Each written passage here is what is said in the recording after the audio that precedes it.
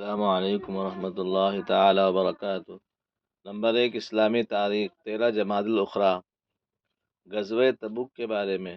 فتح مکہ کے بعد پورے عالم میں اسلامی دعوت اور تبلیغ کی اصل حقیقت واضح ہو گئی اور لوگ اسلام میں جوگ در جوگ داخل ہونے لگے۔ ایسے موقع پر رومی حکومت نے اپنے لیے خطرہ محسوس کرتے ہوئے مدینہ پر حملہ کا ارادہ کر لیا اور اس کی تیاریاں شروع کر دی۔ شام سے آنے والے ایک قافلے نے مسلمانوں کو اس کی اطلاع دی۔ روم کی سلطنت آدھی دنیا پر حکومت کرتی تھی اور اس زمانے میں سب سے بڑی طاقت شمار ہوتی تھی، اس لیے مسلمان بہت سے پریشان تھے۔ ایک طرف بے سر و سامانی کی حالت اور عرب کی سخت گرمی زوروں پر تھی، اور دوسری طرف دور دراز کا سفر تھا، مگر خاموش بیٹھنا بھی کسی طرح مناسب نہیں تھا۔ چنانچہ رسول اللہ صلی اللہ علیہ وسلم نے جنگ کی تیاری کا اعلان کر دیا اور ماہ رجب سن 9 ہجری میں 30,000 کے لشکر کو لے کر آپ صلی اللہ علیہ وسلم تبوک کے لیے روانہ ہوئے۔ مسلمانوں کے لیے اس دیرینہ اقدام کی وجہ سے رومیوں پر بڑا اثر پڑا اور انہوں نے حملہ کرنے کا ارادہ چھوڑ دیا اور بہت سارے قبیلے کے سرداروں نے صلح کر لی۔ یہاں ایک ماہ قیام کرنے کے بعد رسول اللہ صلی اللہ علیہ وسلم بغیر جنگ کیے فتح مندی کے ساتھ مدینہ واپس ہو گئے۔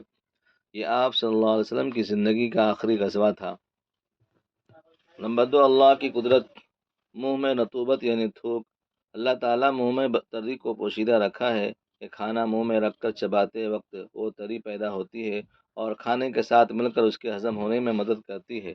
عام حالت میں وہ تری ہلکی رہتی ہے جس سے حلق تر رہے اور سوکھنے نہ پائے، ورنہ آدمی بات ہی نہ کر سکے۔ اگر تری بالکل نہ رہے اور منہ ایک دم سوکھا رہے تو ایک دم گھٹنے لگے اور انسان زندہ نہ رہ سکے، اور اگر تری کھانے کے علاوہ بھی منہ میں پیدا ہوتی رہے تو یہ بات کرنے میں دشواری ہو اور منہ کھولنا مشکل ہو جائے۔ وہ کیسی قدرت والی ذات ہے جو کھانے کے وقت میں رطوبت کو زیادہ مقدار میں پیدا کرتی ہے اور عام حالت میں نارمل رکھتی ہے۔ نمبر 3، ایک فرض کے بارے میں۔ میت کا قرض اس کے مال سے ادا کرنا۔ حضرت علی رضی اللہ عنہ فرماتے ہیں کہ رسول اللہ صلی اللہ علیہ وسلم نے قرض کو وصیت سے پہلے ادا کروایا، حالانکہ تم لوگ قرآن میں وصیت کا تذکرہ قرض سے پہلے پڑھتے ہو۔ فائدہ: اگر کسی شخص نے قرض لیا اور اسے ادا کرنے سے پہلے انتقال کر گیا تو کفن دفن کے بعد مال وراثت میں سے سب سے پہلے قرض ادا کرنا ضروری ہے، چاہے سارا مال اس کی ادائیگی میں ختم ہو جائے۔ نمبر 4، ایک سنت کے بارے میں۔ استغفار کثرت سے کرنا۔ حضرت ابو ہریرہ رضی اللہ عنہ فرماتے ہیں، میں نے رسول اللہ صلی اللہ علیہ وسلم کو فرماتے ہوئے سنا، خدا کی قسم میں دن میں 70 سے زیادہ مرتبہ اللہ تعالیٰ سے توبہ و استغفار کرتا ہوں۔ نمبر 5، ایک اہم عمل کی فضیلت۔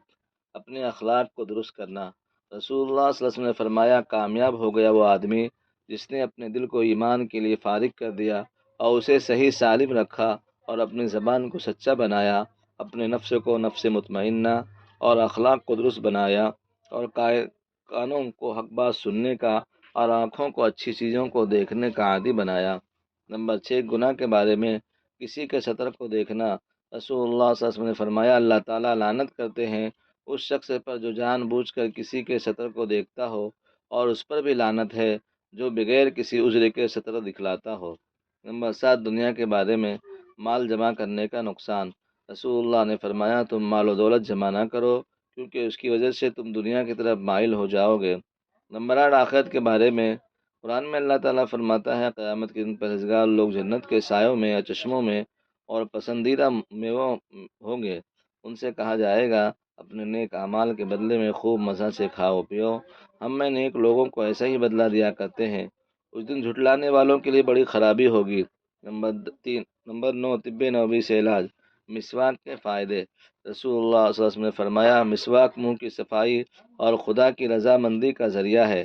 فائدہ: علامہ ابن قیم مسواک کے فوائد میں لکھتے ہیں، یہ دانتوں میں چمک اور مسوڑوں میں مضبوطی پیدا کرتی ہے، اس سے منہ کی بدبو ختم ہو جاتی ہے اور دماغ پاک و صاف ہو جاتا ہے۔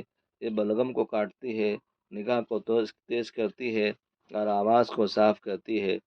مقدس قرآن کی نصیحت۔ قرآن میں اللہ تعالیٰ فرماتا ہے، ایمان والو، اللہ تعالیٰ کا خوب ذکر کیا کرو، صبح شام اس کی پاکی بیان کیا کرو۔ اللہ تعالیٰ ہم سب کو عمل کرنے کی اور اس کو پھیلانے کی توفیق عطا فرمائے۔ شکریہ۔